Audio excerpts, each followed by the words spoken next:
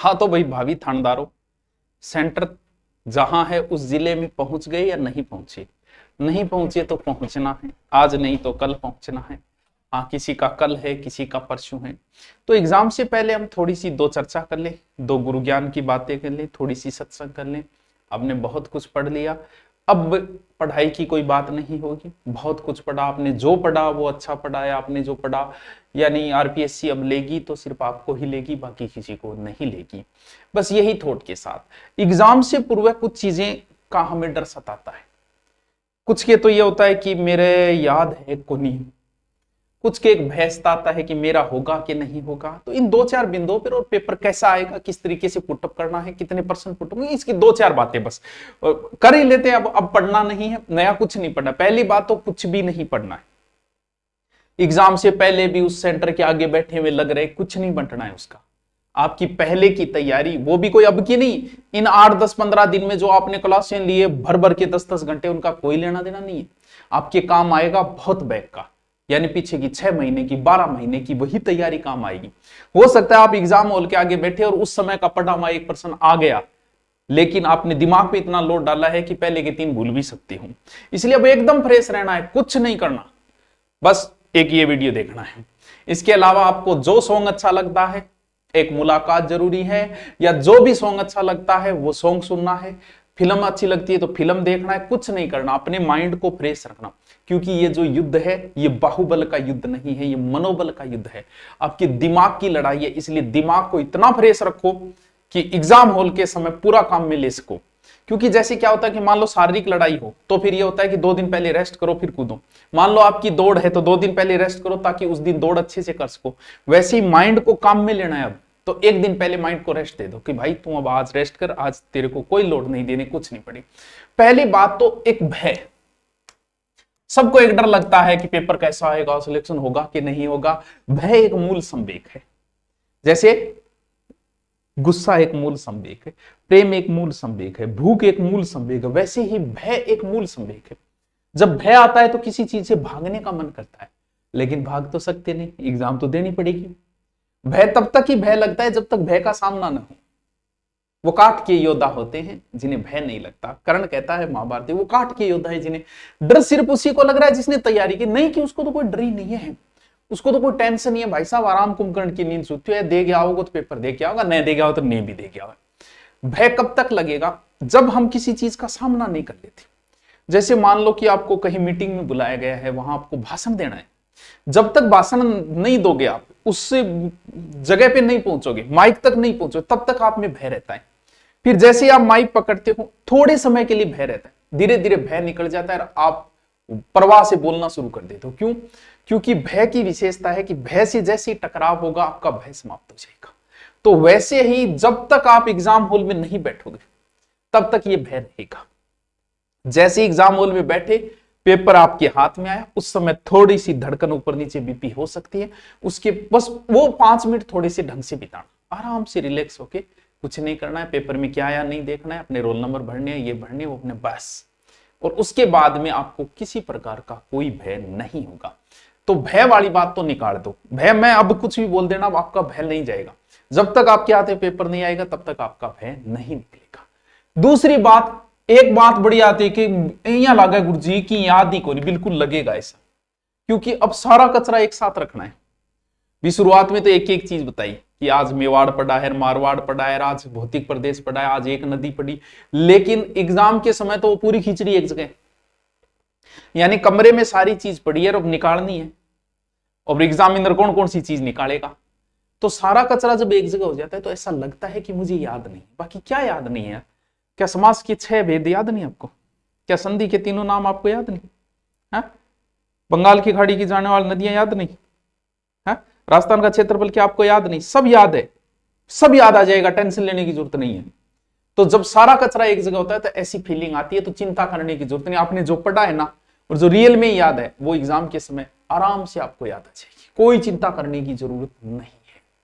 तैयारी अच्छी है आपकी, ये मान के चलो कि आपसे अच्छी किसी की तैयारी नहीं है, और कुछ ना कुछ छूट जाता। अब भी आपके दिमाग में होगा कि यार वो एक टॉपिक में कौन पढ़े, छोड़ दे यार, नहीं पढ़ा तो कोई बात नहीं, जाने दे, 100 में से 100 लेके नहीं आने तेरे को, 100 में से 100 नहीं लाने हैं तो रह गया, कुछ ना कुछ तो छूट ही जाएगा। चाहे अब एग्जाम 6 महीने आगे भी चली जाती ना तो भी कुछ ना कुछ छूट जाता आपका। दूसरा एक बड़ा ही नेगेटिव थॉट आता है, क्या नेगेटिव थॉट ये आता है, यार सिलेक्शन होगा कि नहीं होगा, दे गया हूं पेपर, कौन दे गया हूं। हमारा दिमाग नेगेटिव चीजों पे ज्यादा जाता है, हमारे दिमाग की ये विशेषता है, वो हमेशा नेगेटिव चीज। आपके पिता ने आपके लिए क्या किया नहीं याद है आपको, लेकिन थप्पड़ मारा वो आज भी याद है, क्योंकि दिमाग नेगेटिव चीजों को ज्यादा पकड़ता है, हमेशा नेगेटिव चीजों को पकड़ता रहता है। अभी एक बहुत बड़े एमएलए साहब है, उनके किसी व्यक्ति ने नीचे कोई कमेंट कर दिया नेगेटिव, एमएलए साहब के हजारों कमेंट आ रहे लेकिन वो नेगेटिव ध्यान में आ गया। क्यों? आप फेसबुक पे डालते हो ना, तो जिसमें पॉजिटिव है कोई मतलब एक नेगेटिव, आपने इज्जत किसकी से की आपकी पता नहीं, लेकिन आपकी किसी ने बेइज्जती की वो आप नहीं भूलते हो, क्योंकि हमारा दिमाग नेगेटिव थॉट को लेके आ जाता है। सबके यहां होता है, और जो चीज चल रही है उसके विपरीत हमेशा आता है। गाड़ी तेज चला रहे हो, मन में आती है यार धीरे चलानी चाहिए, आएगा विपरीत। जीवन को जी रहे हो सकता है मरने की भी इच्छा हो जाए, क्या सुसाइड कर लूंगे जीवन तो, क्योंकि जो चीज चल रही है, बेईमानी करते करते लगता है ईमानदारी कर लूं, ईमानदारी करने वाला सोचता है थोड़ी सी बेईमानी मैं भी कर लूं, गलत काम करने वाला सोचता है मैं छोड़ दूं।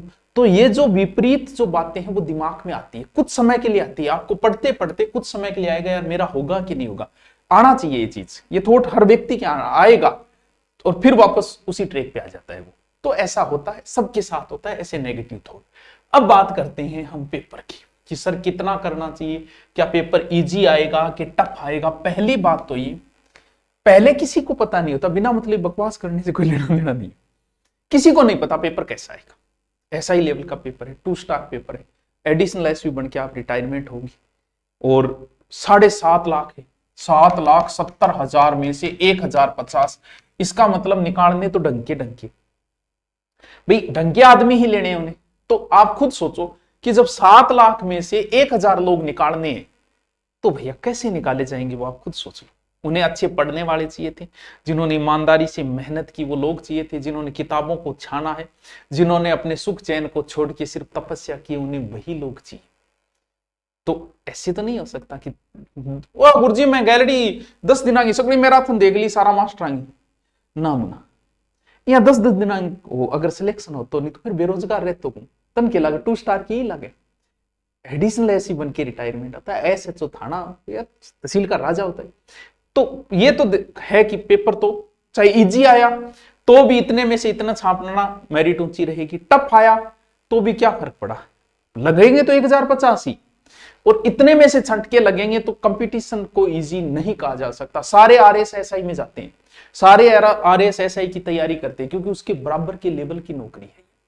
तो इजी या टफ का पता पढ़ने वाले बच्चे को तुरंत पता चल जाता है। ने पढ़ना रहे तो के बिरो बंदे पूछे राजस्थान का क्षेत्रफल, ने पढ़ना रहे बहुत वही टफ ही है, लेकिन पढ़ने वाले को पता चल जाता है कि ये पर्सन किस लेवल का है। तो जैसे ही आप पर्सन पढ़ोगे, 10 से 1% पढ़ोगे, तो आपको इस बात का पता चल जाएगा कि पेपर का लेवल टफ आया है कि इजी आया।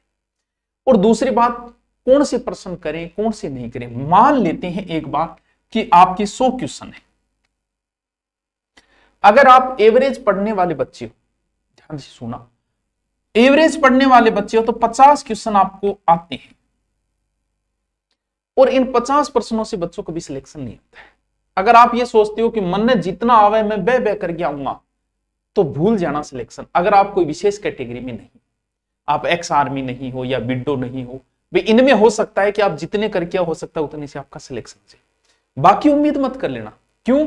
क्योंकि 100 में से कन्फर्म 50 क्वेश्चन आएंगे, और आप अगर 50 क्वेश्चन कन्फर्म करके आए हो तो भी मैं गारंटी देता हूं 5 गलत होंगे आपके, भले आप कितने बड़े विद्वान क्यों।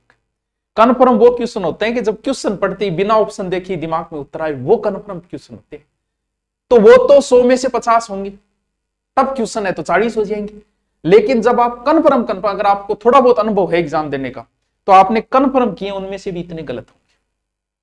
अब बात आती है बाकी 50 पे, तो 10 क्वेश्चन ऐसे होंगे जिनको कोई लेना देना नहीं है, आपको आते ही नहीं है, वो तो आपको छोड़ने ही छोड़ने, कोई लेना देना नहीं है यार, आते ही नहीं।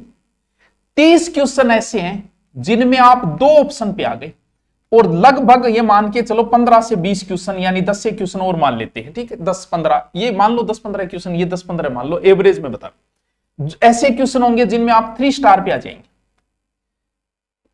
कंपटीशन में लक काम करता है। कैसे लक? लक भी उन्हीं का काम करता है जो पढ़ते हैं। ये जो क्वेश्चन है ना 30 क्वेश्चन, जिनमें आप 2 ऑप्शन पे आगे, अगर आप विशेष कैटेगरी में नहीं हो आपको ये करने पड़ेगी। 30 से 35 क्वेश्चन, इन पे आपको रिस्क लेनी ही पड़ेगी। अब डिपेंड करता है कि आपका लक भी तभी, क्योंकि 2 ऑप्शन पे आप आ गए, इसका मतलब 50-50% की रिस्क है तो 50-50 की, क्योंकि मैं 2 ऑप्शन पे या तो उत्तर ये या उत्तर ये। अब मान लो कि आपने वो किए, आप ये थोड़ी तैयारी ठीक है, तो अगर आप 30 में या 35 क्वेश्चनों में 25 क्वेश्चन तक अगर पहुंच गए, 20 या 25 के बीच सही कर दिए, आपका सिलेक्शन। और यहां 50-50 में आए और 15 से नीचे आ गए, आप बाहर। आपका लक जो डिसाइड करते हैं वो यही क्वेश्चन करते हैं। भाई इनमें तो कोई लेना देना नहीं है, 10 से 15 क्वेश्चन तो छेड़ने का कोई औचित्य ही नहीं है, क्योंकि मेरिट कभी 90 नहीं रहेगी, 95 नहीं रहेगी। मेरिट 75 के लमसम ही रहेगी, चाहे पेपर इजी आओ टफ आओ। यानी अगर आप 60-65 से नीचे है तो फिर उम्मीद करना मुश्किल है कि सिलेक्शन हो जाए। लगभग इससे ऊपर मेरिट रहेगी। आज तक का इतिहास तो यही रहा है, आगे का पता नहीं, चाहे कितना ही टफ आ जाए यार, फिर भी मेरिट पहुंच ही जाती है ना ना ना ना करते करते। ये क्वेश्चन आपके, बस यही क्वेश्चन देख लेना। अब क्या करना है, दूसरा जैसे आपने प्रश्न किया, पहला प्रश्न आपने किया कि पहला प्रश्न को उत्तर ओ है, बी है, तो इस चीज का हमेशा ध्यान रखना मेरे बच्चे, लगा के टिक नहीं छोड़ना है, कोई और नहीं लगाएगा उसको। यहां सबसे बड़ी गलती करता है, इससे क्या है कि माइंड डाइवर्ट होता है। पहले पढ़ने को सारा, इतना टाइम कहां यार, पहले सबको पढ़ेगा, पहले उत्तर लगाएगा। यहां पता है तेरे को कि पहले का उत्तर बी है, कर दे, कन्फर्म हो गया ना, भर दे उसमें। फिर आया 2 नंबर कि यार 2 नंबर में तो मैं 2 उत्तरों पर आ गया, तो ऐसे निशान लगा दे उसमें, ये 2, या फिर ऐसे स्टार लगा दे कि मैं इसको करूंगा। क्यों? क्योंकि मैं 2 ऑप्शन पे आया हूं। एक ऐसा क्वेश्चन है कि जिसमें कोई मतलब ही नहीं है, तो इसको तो कट्टी मार के नहीं करना मेरे को। और फिर अगर देखते हैं कि 2 के करने के बाद अगर तो 60-65 तक पहुंचता है, वो 3 वाले आपको रिस्क लेनी है कि नहीं लेना, ये आपका विवेक बताएगा। आपका पेपर, अगर आपको अनुभव है तो आपको पता चल जाएगा मेरिट कितनी रहेगी। लगभग पता चल जाता है पढ़ने वाले बच्चे को कि लगभग इतनी सी मेरिट रहेगी। यानी आपको 2 वालों पे बच्चों रिस्क लेनी ही पड़ेगी।